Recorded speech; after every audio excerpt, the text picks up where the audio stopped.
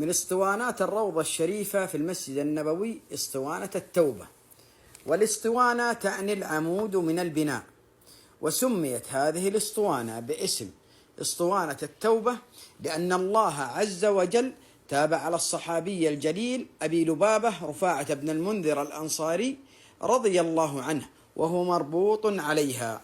موقع هذه الاسطوانة تقع في الصف الثاني من صفوف اسطوانات الروضة الشريفة من الجدار الأمامي الجنوبي، في نفس الصف الذي فيه اسطوانة عائشة رضي الله عنها واسطوانة السرير.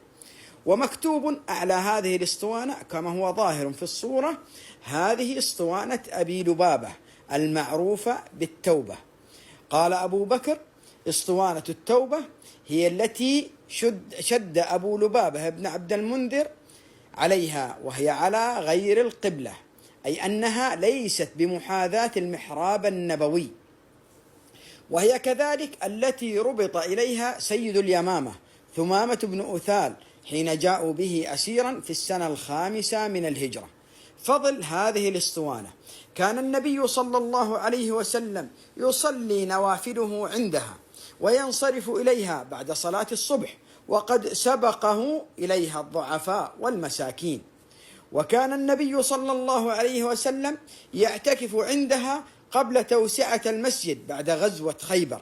قال عبد الله بن عمر رضي الله عنهما عن النبي صلى الله عليه وسلم أنه كان إذا اعتكف طرح له فراشه أو يوضع له سريره وراء اسطوانة التوبة. رواه ابن ماجه. وروى ابن زبالة عن عمرو بن عبد الله قال: كان أكثر نافلة النبي صلى الله عليه وسلم إليها، وكان إذا صلى الصبح انصرف إليها.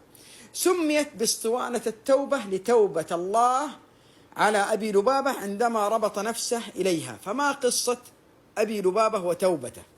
بعد أن خان بني قريظة المسلمين في السنة 5 من الهجرة، جاء جبريل عليه السلام معتجرا بعمامة من استبرق على بغلة عليها رحاله عليها قطيفة من ديباج، فقال: أوضعت السلاح يا رسول الله؟ قال: نعم. فقال جبريل: فما وضعت الملائكة السلاح بعد، وما رجعت الآن إلا من طلب القوم. إن الله عز وجل يأمرك يا محمد بالسير إلى بني قريظة، فإني عامد إليهم فمزلزل بهم.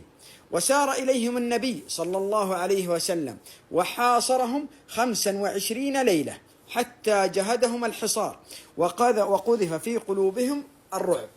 ثم إنهم بعثوا إلى النبي صلى الله عليه وسلم أن ابعث إلينا أبا لبابة بن عبد المنذر أخا بني عمرو بن عوف، وكانوا حلفاء الأوس، لنستشيره في أمرنا.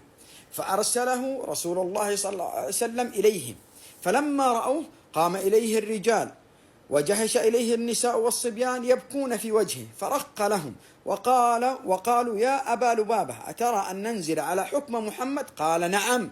وأشار بيده إلى حلقه: إنه الذبح، أي الحكم هذا سيكون الذبح فيكم.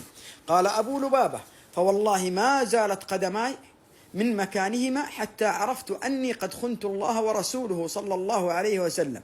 ثم انطلق أبو لبابة على وجهه هائما، ولم يأتي رسول الله صلى الله عليه وسلم حتى ارتبط في عمود من عمده، وقال: لا أبرح مكاني هذا حتى يتوب الله علي مما صنعت، وعهد الله أن لا أطأ بني قريظة أبدا، ولا أرى في بلد خنت الله ورسوله فيه أبدا.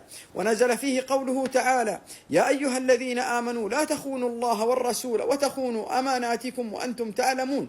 فلما بلغ ذلك رسول الله صلى الله عليه وسلم وكان قد استبطأه، قال: أما إنه لو جاءني لاستغفرت له، فأما إذ فعل ما فعل فما أنا بالذي أطلقه من مكاني حتى يتوب الله عليه. فلما كان في السحر عند أم سلمة في بيتها سمعته يضحك، فقالت أم سلمة: مما تضحك يا رسول الله؟ أضحك الله سنك. قال: تيب على أبي لبابة. قال: أفلا أبشره؟ قال رسول الله: بلى إن شئت. فبشرت، فقام إليه الناس ليطلقوه، فقال: لا والله حتى يكون رسول الله صلى الله عليه وسلم هو الذي يطلقني بيده. فمر عليه الصبح فأطلقه بيده، فنزل فيه قوله تعالى: وآخرون اعترفوا بذنوبهم خلطوا عملا صالحا وآخر سيئا عسى الله أن يتوب عليهم إن الله غفور رحيم. هذه هي اسطوانة التوبة، وهي التي ربط إليها سيد اليمامة ثمامة بن أثال عندما أسره النبي صلى الله عليه وسلم، وكان صلى الله عليه وسلم يمر عليه ويقول له: ما عندك يا ثمامة؟